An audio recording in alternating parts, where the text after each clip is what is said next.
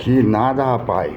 O cara vai comprar o pão, o cara disse que o pão tá acordado, o cara que o pão não tá no. Que o pão não quer vir não. Eu não comprei o pão não, que o pão disse que não queria vir pra cá, não queria vir não. O cara disse que forçou, quem me disse que o pão não vinha de maneira nenhuma. Então ele mandou eu voltar quando o pão estivesse dormindo, porque acordado o pão não queria vir não. Nenhum.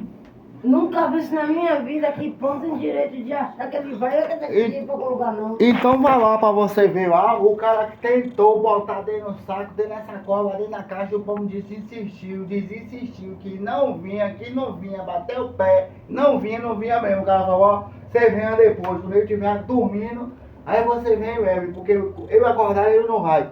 Ah, porque quando ele chegar, eu já tô longe, Então, eu não quero nem saber. E é comigo, irmã, rapaz, eu fui... Tu já anda todo errado.